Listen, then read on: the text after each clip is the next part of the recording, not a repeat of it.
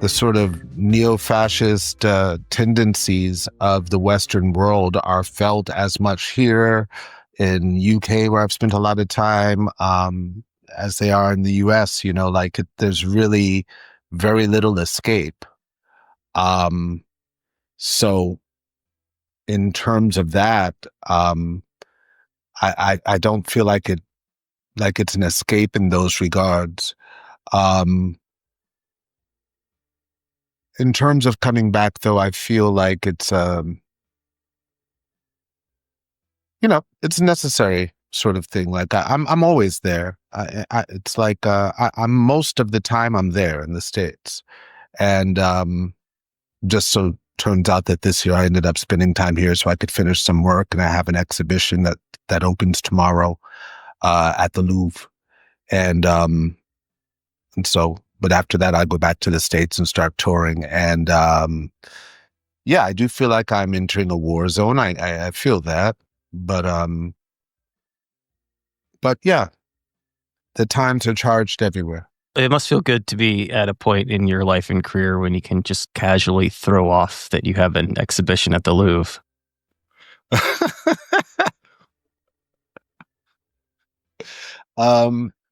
Well, it feels casual because it's amongst friends.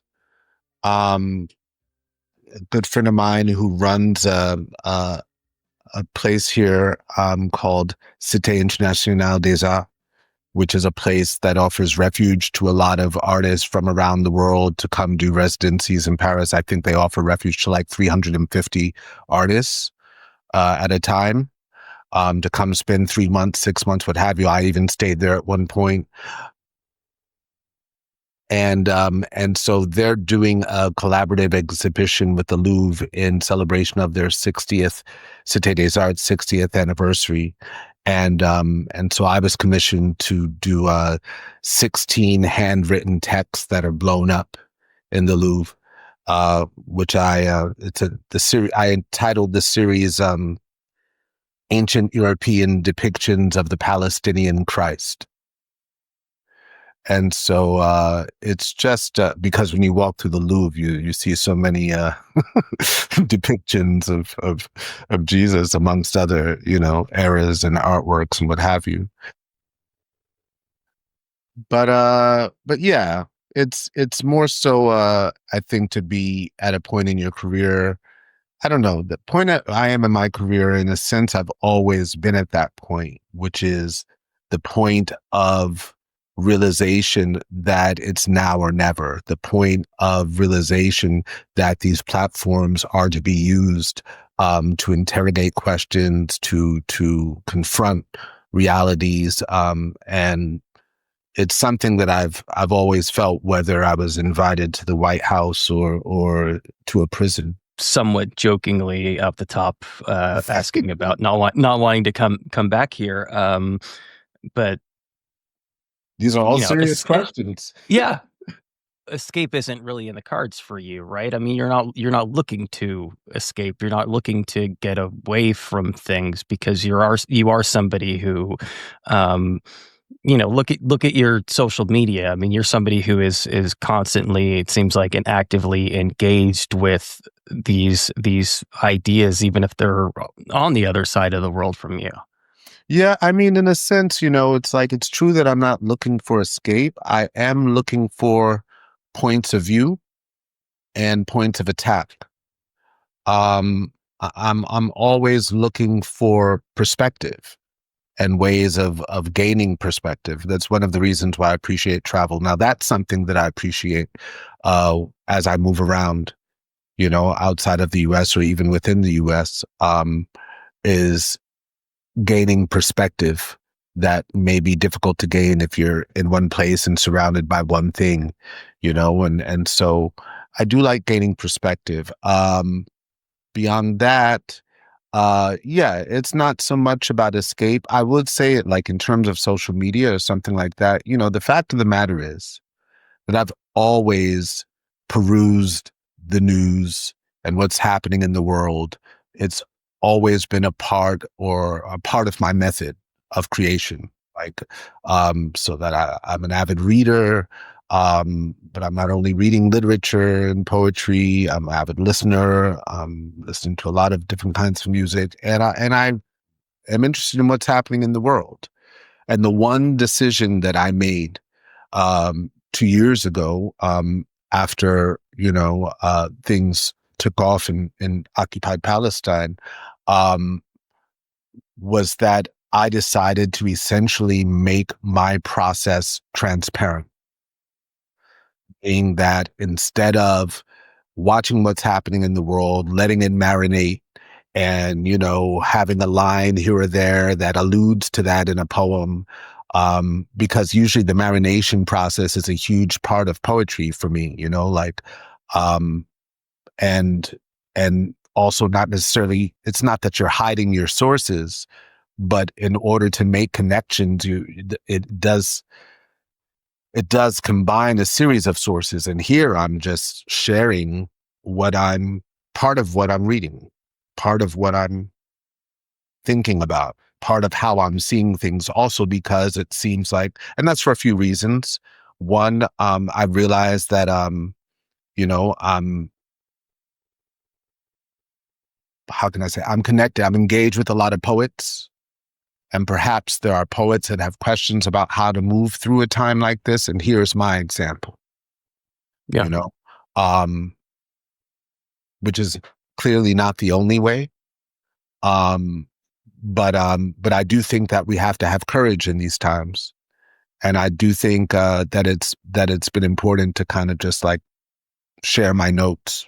I think and my notes really has to do with reading a lot of Palestinian voices and sharing a lot of Palestinian voices and saying, hey, here's some stuff that I think you should be reading. Here's some ways to engage with, the influx of news that's coming from every direction. Because also, there's a lot of turncoats. There's a lot of people that you may have regularly turned to that are of no help because of their cowardice or their complicity. Maybe you prided yourself, American intellectuals, for example, usually pride themselves on reading the Times every day. I read the Times regularly. If you read the Times regularly, then you have been indoctrinated. Then you have completely lost the plot, because the Times, the New York Times, have had a clear purpose during this time period. And so it's very hard for people who naturally or normally engage with these things to be able to disassociate with them and go, wait, I need to be questioning what the Times says? Yes, you certainly need to be questioning the Times. You need to be questioning all legacy media. And so all of this stuff has been crucial. I think also because, like anybody else, I'm concerned. Do you get the sense, because obviously just casually just looking at the social media, perusing it, it's, here's somebody who, like a lot of people, is really just sharing some news stories or sharing some voices. Do you get the sense that a lot of poets who are trying to figure out how to navigate it are engaging with it in that way, are engaging with it in a way that they're recognizing that this is your process? Not necessarily. Um, I think some are. I think it depends on the individual. I think some might get it that way. And obviously others have their own ways of engaging. Um, for themselves. Where it's one thing for me to be sharing writing. One thing I've done over the last 2 years is I've shared more writing in a public space than I typically would. You know, that's where the marination process is lost. Like usually there's time to reflect, to put it down under a rock and come back to it and go, there's something there, play with it a little more and what have you. And here I'm sharing stuff fresh out of, like as it comes, because there's no time to be wasted. Right. Um, or I have that sense that there's no time to be wasted. So I don't know how other poets engage. I have other poet friends that I'm connected with, and they do it differently. There was one friend of mine who's an extraordinary poet, and she was sharing archives. She was like doing deep dives into like video archives, all connected to the same, conversation, but just like, in case you missed this footage from 1976, this could be helpful. Like there's tons of stuff. I have another friend who was writing every day, who was sharing, like 3 to 5 poems every day, and approaching it like that. So it's all different, modes of expression and processing. But it's definitely modes of engagement. And so in those regards, yes, the goal has been it's not even a goal to be engaged. We would have to make it a goal to disengage, which obviously some people have done as well. They've made it a goal to disengage. I'm thinking about this, something that I've been really engaged with, and this is actually kind of funny. We kind of went the opposite ways across the country. I'm from California originally. I'm from the Bay Area. I spent the last 20 or so years in Astoria, and then moved up. And you're probably one of maybe one or two guests that I've ever had on the show who will recognize where I live. I live in Highland. So I'm about 2 towns north of where you're from. But Yep. yeah, but one of the things, I've been engaging with some immigration groups out here, and it the 3 areas directly around me that are really being hit hard are Poughkeepsie, Kingston, and Newburgh. I mean, Yep. for this area, Newburgh is a really it has a pretty heavy immigration population, and I'm constantly seeing a lot of these stories pop up down there. Yep. It's being hit. Yeah, these ice raids and what have you, of course. Of course.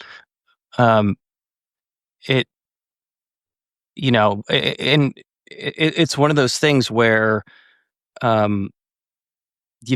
don't make art for a living, but when you make art for a living, and when you are so actively engaged with a particular topic, when it is so front of mind for you,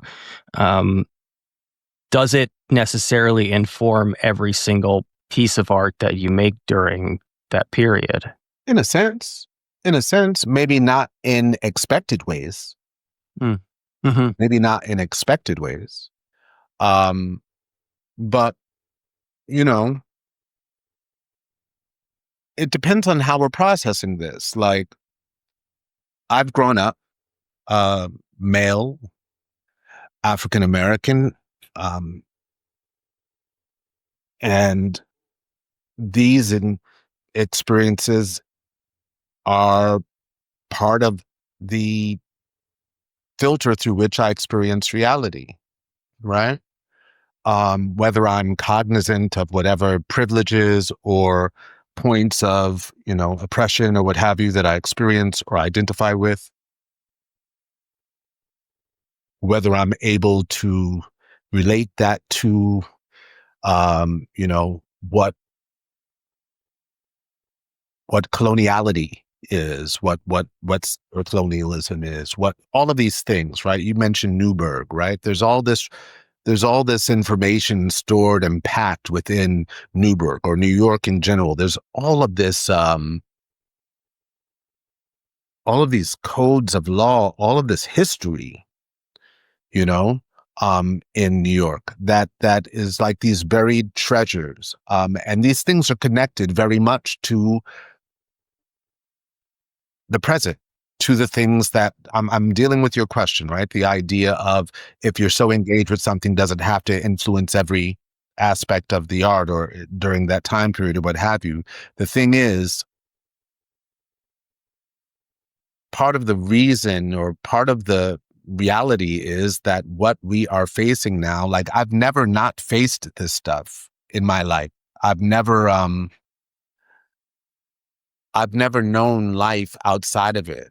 Even if I'm exploring love and romance and or let's say depression and anxiety, any of these things are still going to be connected to these filters of experience and the histories where we experience them, the geographies and all of this. So I don't know. I think it's a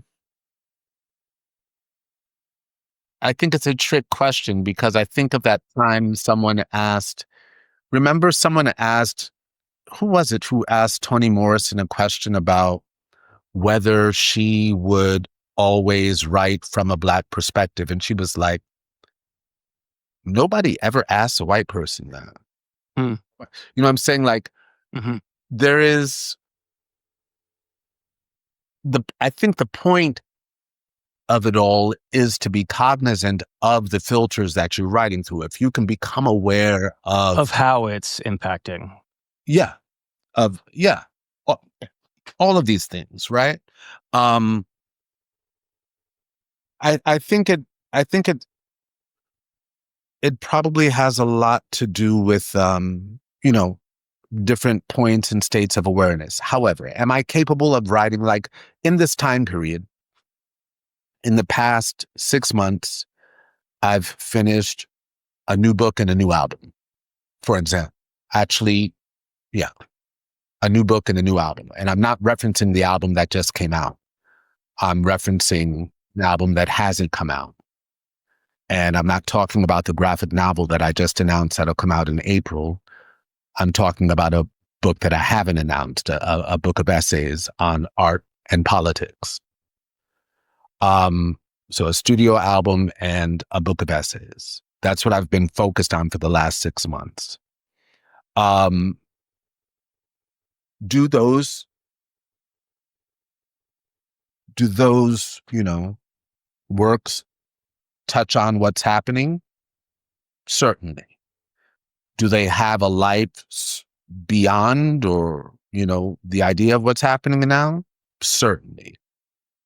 Like, we can talk the connection between art and politics, and historical ties between art and politics, without necessarily engaging in the moment. It'd be foolish to not engage in the moment, but but art and politics are, you know, forever intertwined. And in the album, that's what the book of essays was focused on: art and politics.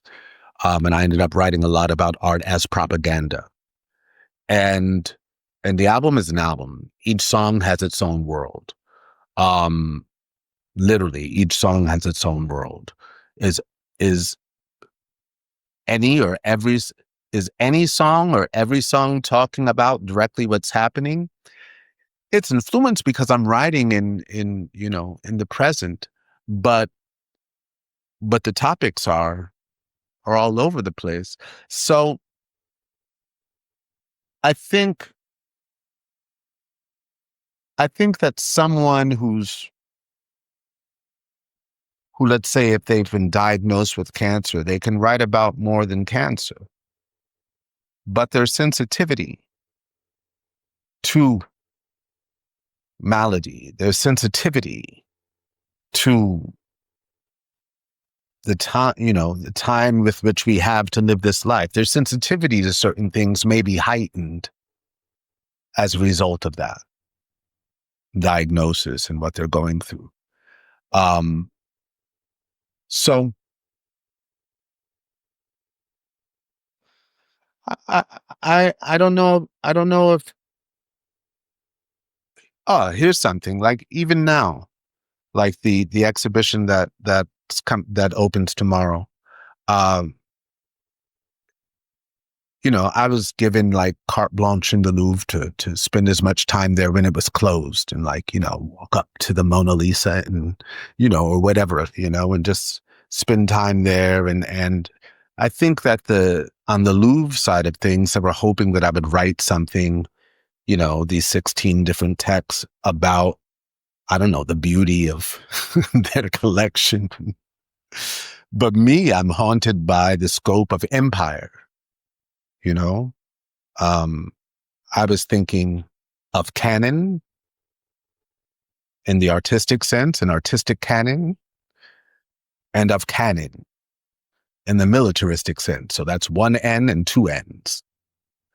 Um, I was thinking of all of the known men in images and the countless anonymous women.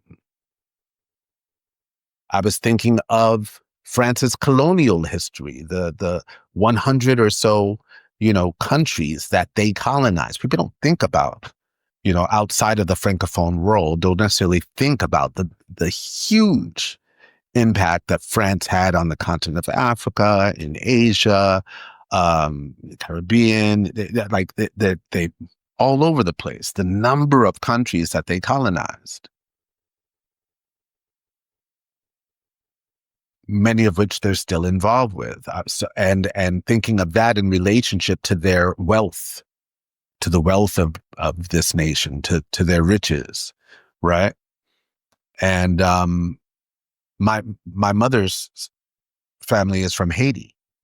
So I was also thinking about that there's a number of things, but all of those things are also connected to what's happening right now, because what's happening in Haiti right now, what's happening in the subject of colonialism right now, how is America involved with the subject of colonialism right now? So I don't know how to detangle this stuff, and it's not really my job to detangle it. You know what I'm saying? I don't know how to detangle the reality of the fact of what a museum represents, you know? Um, and and the fact that, yeah, I'm looking here and there's these famous fucking European paintings of Jesus, and I'm like, oh, these are your depictions of this guy from this place that we are very much focused on right now, and these things, and look at the response of Europe, like, I'm not sure you didn't paint these things with like very real modern Palestinian blood. Like there's correlations to be made that are just, like when they describe good fishing and they're like, oh, the fish jumped out of the water. Like the connections are just there, So yeah, it's not that we always take the easy route, but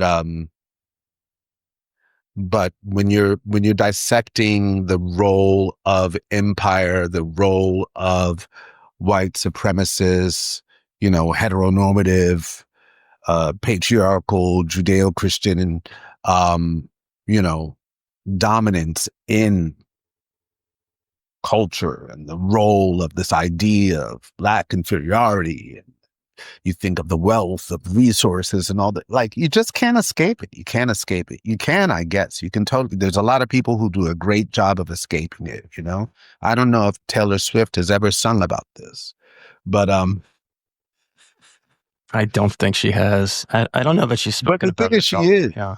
She is. That's the thing, is that there's no, the real perspective is that when we think that artists may sometimes think that they're escaping these things, but we see who's singing, we see who has access, what they look like, what they sound like. There's still all of these points of privilege and what have you, that so that even those who think they're not talking about it are talking directly about the thing they're not talking about, because we hear through it. We hear. Well, yeah, this is on the nose, but the act of not talking about it is in of itself a political act, right? Yeah. So anyway, that's my run-on answer. Backing up just slightly, it's funny. I'm sure that you had this thought too of just, they gave you free reign in the museum and were expecting you to do a certain thing. Were you like, hey, are you familiar at all with anything I've ever done? Anytime I get asked to do something, I pretty much assume that they're asking me to come break it. I'm like, oh, okay. So obviously you're inviting me to break it. They didn't like the title of my series, Ancient European Depictions of the Palestinian Christ. But I told them I wouldn't be in the show unless they use my title and unless it's printed on the walls and what have you. And it is. We just hung it yesterday, so I saw it. So I pretty much assume that, and I've been asked by all types of, weird groups and corporations at times, and to do something. And sometimes I've said yes. But anytime I've been asked, I've been like, oh, okay, obviously, if you're asking me, that's poetic license. It's not the same thing if I were asked to act in something, you know, if there's a different level of submission, if you will, that occurs as an actor where you can assert your ideas or what have you, but you're listening to the director at the end of the day. And I don't think that I'm necessarily being asked to act in something that has been written that I didn't write, to change what's been written. So this really, I distinguish that greatly from when I'm being asked to contribute my writing to something. I mean, if you look down your roles, your acting career has been really interesting, and it makes, I suspect that like you knew Ryan Coogler prior to the making of that film, and that but how in general, how do you end up in a project? Are you asked to do it? Yeah, in fact, I didn't know Ryan. I mean, Oh, you didn't? I had met him once, but we had never spoken. First time he spoke was, I guess, on set. Yeah, it was on set. But he was a fan. He'd been following work. Blah blah blah blah. We've become friends since then. But no, I didn't know him. I had been asked by him to play a role in Black Panther, and I was working on Neptune Frost at the time, and there was no way that I could break away from what I was doing to go do that. So yeah, it was a long time coming, but no, we actually had never sat down and spoken before. I was brought into that project, but how did that happen? They sent sides. They asked me to audition actually, if I was in town, and I was actually in town. I was like, oh yeah, I'm here. And I read it. I was like, this sounds fun. And they didn't give anything away, that it was a horror film or anything. They were just like, it's a preacher. And so I had a lot of fun. And I also was like, dude, this feels like a horror film. And so I played my audition in that direction. And yeah, they called me on the way home from the audition. Like, it was cool. Yeah. You got it? Yeah. Yeah. Yeah. And your father was a pastor in Newburgh. Yep, exactly. Yeah, his church is still there. He's not there, but the church is. Yeah, he passed in 2003. There are ways in which that directly informed the role? In a sense, I mean, I have a very clear understanding of what it is to devote one's life to, a religious calling. I spent a lot of time in the church and around a lot of ministers and pastors, and I know how, the ones who are really sincere. I know the ones who aren't sincere too, but I know the ones who are really sincere about, what they think or feel or believe or feel called to say or be. Yeah, I'm very familiar with that. The biggest distinction is that, my dad was born and raised in Brooklyn. And so his character as a preacher is very, very different from, a preacher from that time period, from the Mississippi Delta, yeah. So my dad was a big city preacher, essentially, who came to Newburgh, um, but yeah, that it definitely informed. I mean, it's funny. My dad's name was Sam, and my dad sang. He was an opera singer before he went into the ministry. He trained as an opera singer before he went into the ministry. So I kind of related my dad more to the character of Sammy than I did to the actual preaching. The last interview I did with someone whose father had been an opera singer, and she said he was a great opera singer, but he never got to sing opera because there weren't any roles for Black opera singers at the time. Yeah. That tracks with you?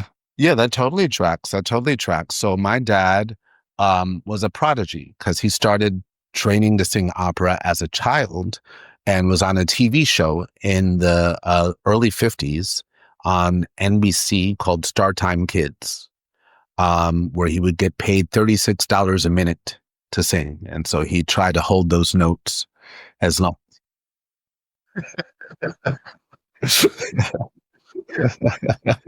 That's the story he told, Tried to hold those notes as long as he could because he knew it was $36 a minute, And so then he went to the School of Music and Art, which became, the famous school for fame. Um, and then I think by the time he's 20, he's called into the ministry. So he did do a few recitals and take kind of the first step to enter that world. But I think he was like, actually, thanks for calling, God. I'm gonna follow your call, and went into the ministry. When I was down in Queens, I started volunteering at a food bank, and in like Astoria, the closest food bank was it was like socialist anarchist. It was Zoran Mamandi's old campaign office, and then I move up here, and all of the food banks are run through churches. Mm. And it seemed like that's kind of where a lot of the social outreach was happening up here. That's a great thing to point out. So yes, my relationship to mutual aid and social outreach definitely is rooted in that, and my dad was sincere, like the amount of work he was doing in terms of making sure the community was fed, trying to help provide places to study for kids or tuitions for colleges, or, making sure sick people had groceries delivered to them. Like these were the main like stresses that they had aside from own family bills or whatever was, oh my God, did anybody bring groceries to Miss Batson's house? Did anybody, pick her up to take her to the doctor today? We had to make sure she had to get to the doctor today. These were the actual like daily stresses that I saw them go through. And when I reflect on it, I reflect very fondly on it. Like, wow. I mean, because it was I watched that for the first, 16, 18 years of my life. And without stop, without fail, that was the focus. And it was very touching to think about the role that the community played in filling the gaps that the government itself was not there to fill.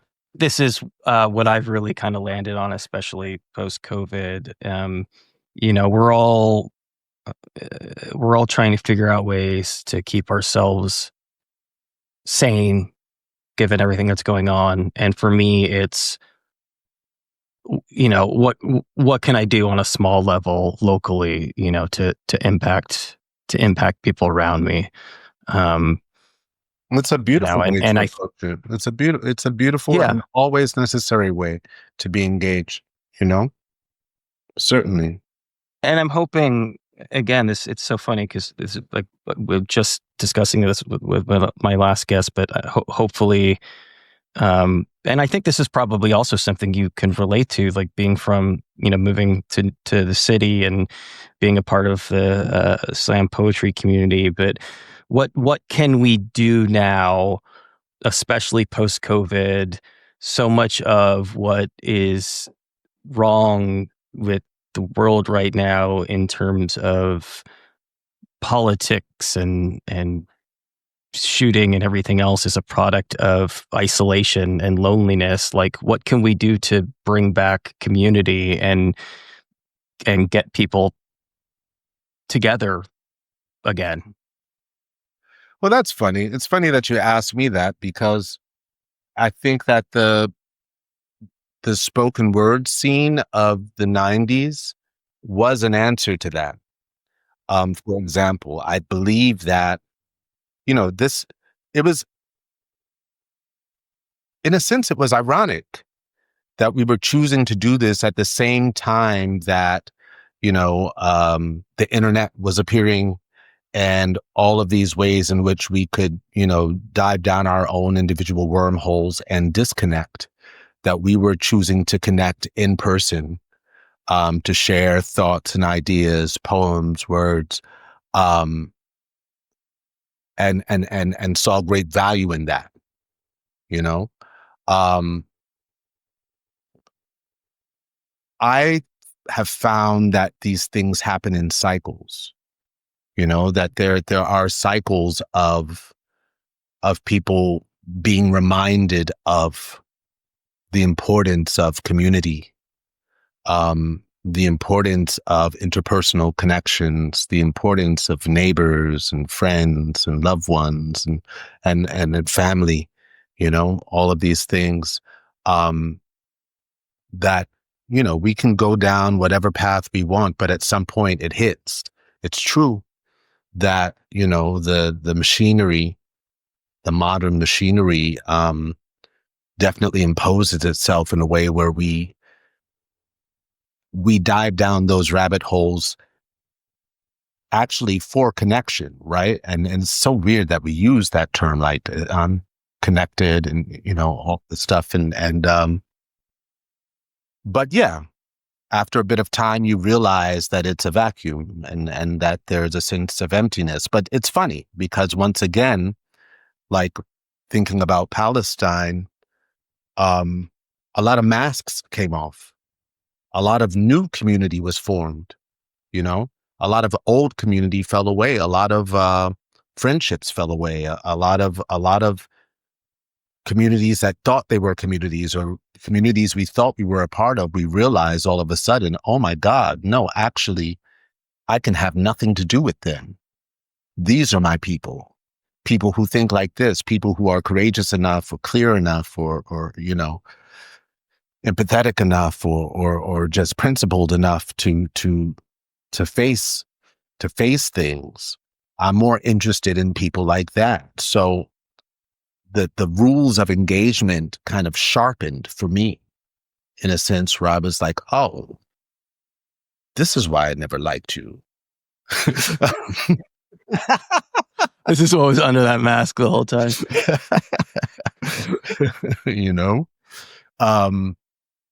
So it actually, and that's through, in some ways, it's through social media, but it enhanced the sense of community. And when we connect in real life, it's like there are some things that are very important that we know, before we dive any deeper into interpersonal relations, because we need to be clear on that first, and I see the jokes, the people who say, who are on dating apps or whatever, and say the first question I ask is, what is your position on? Because I don't want to find myself, right? Awkward first date material. Yeah. Yeah. And so all these things have to do with building community but also, like, yeah, realizing that, some of the communities that we considered ourselves belonging to, belong to something else that we should have no part of.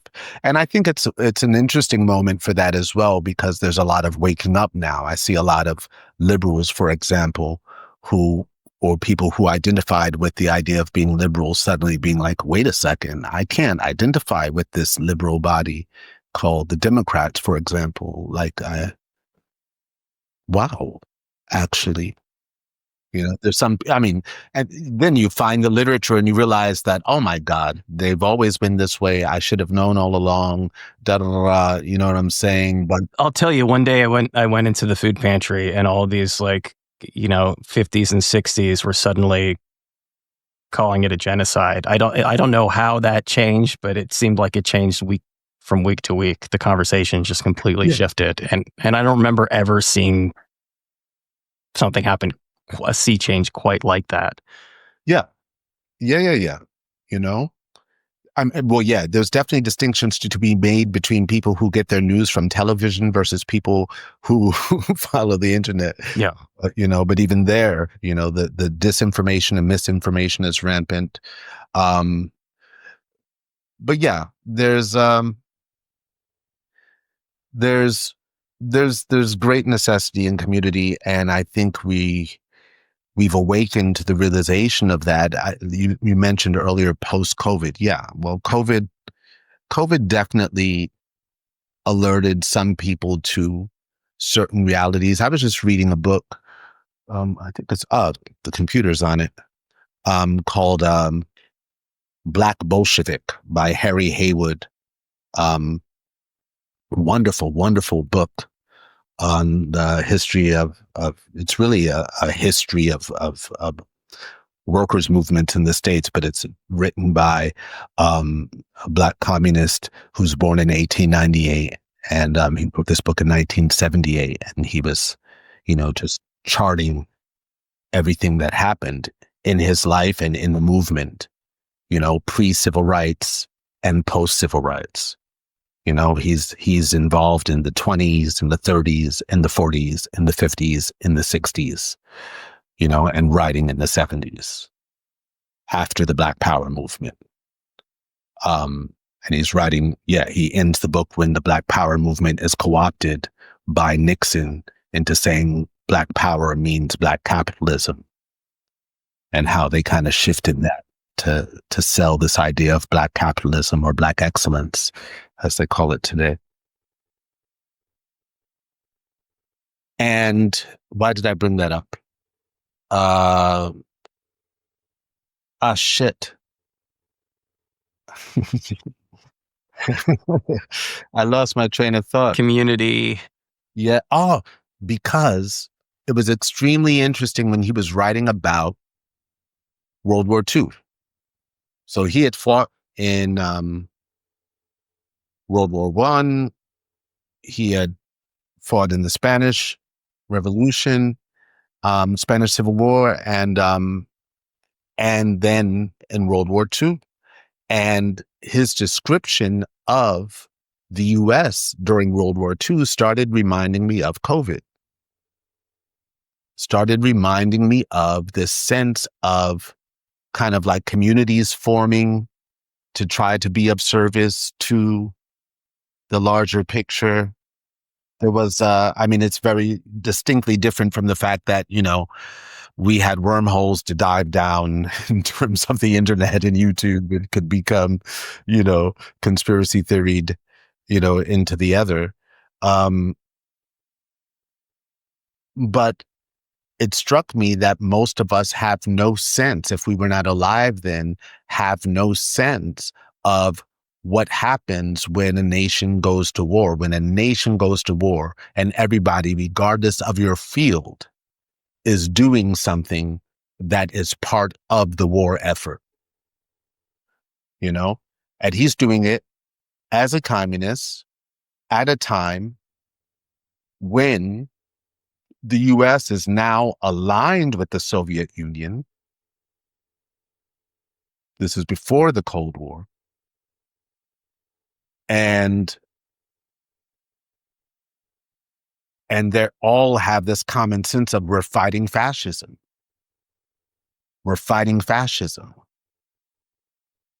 And of course, he marks how it devolves into, the Cold War. And now then the U.S.'s shifted position on not really shifted position on the Soviet Union, but the position that they take after the war, clearly against the Soviet Union, the beginning of the Cold War, McCarthyism, and all this type of stuff.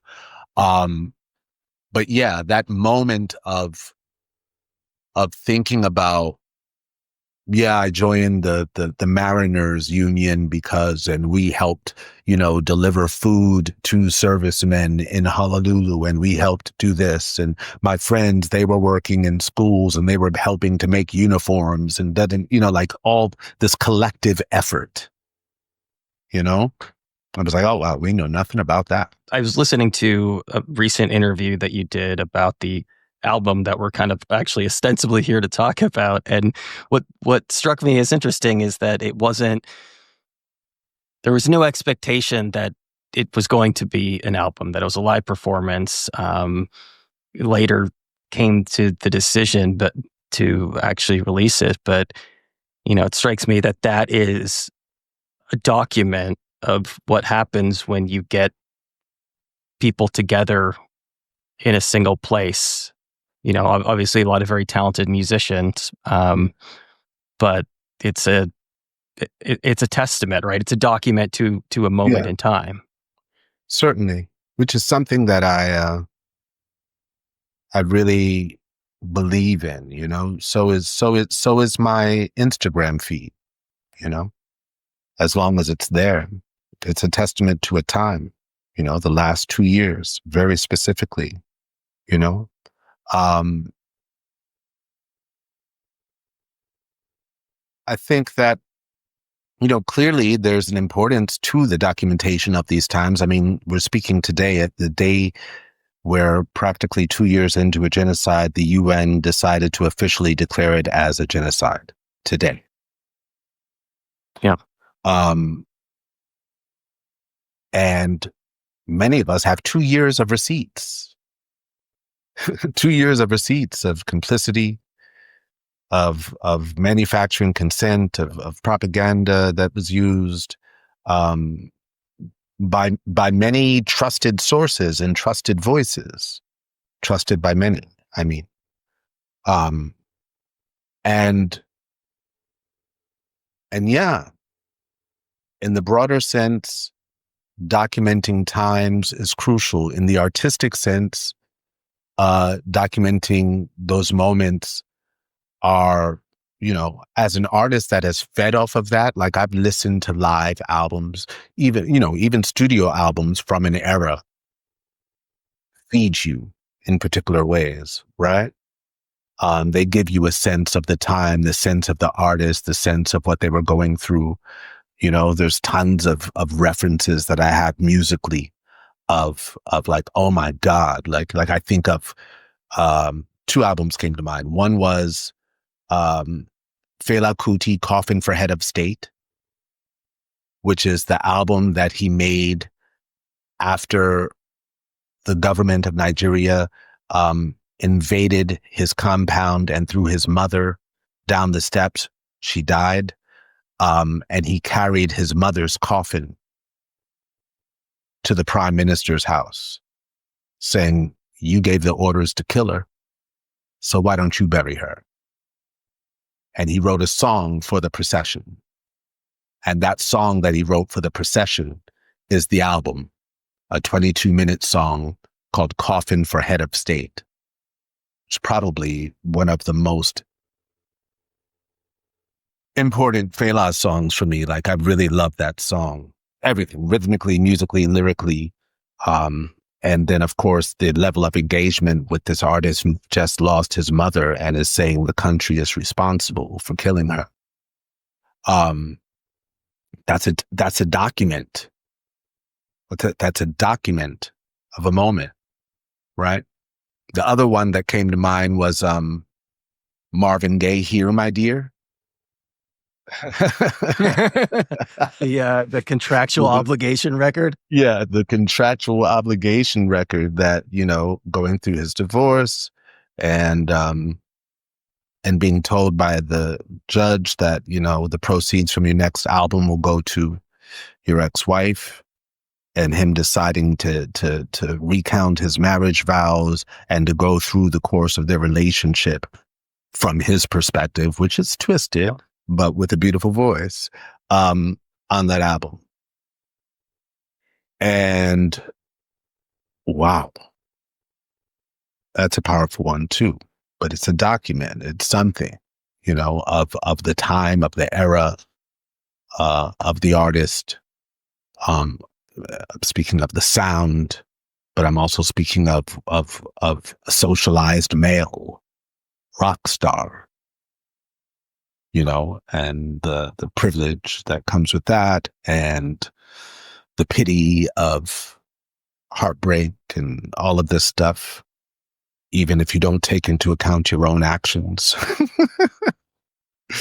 I mean, yeah, there's lots of flaws and things you can pick apart, but nonetheless, yeah. But that's what Nina Simone said, right?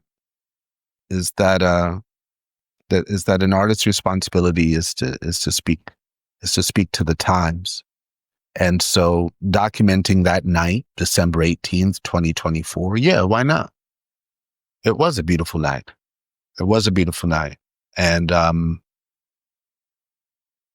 think we all felt something. We felt something because, and it was in the context of not only what we had spent the past year living through, genocide in Palestine and what have you, but also the election had just happened. People were being forced to swallow the fact that in a few weeks, Trump would be back in office, that they would have to essentially face their worst fears, and that those worst fears were precipitated by the fact that the person who was in government before him opened the door wide open for him by saying, look, if you are against genocide, then you are against, the Democrats. In short. And voila, here we are.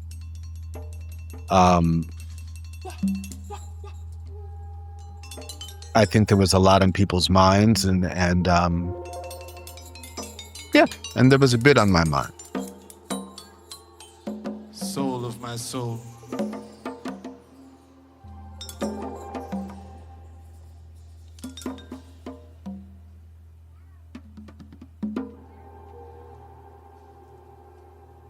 There are no words.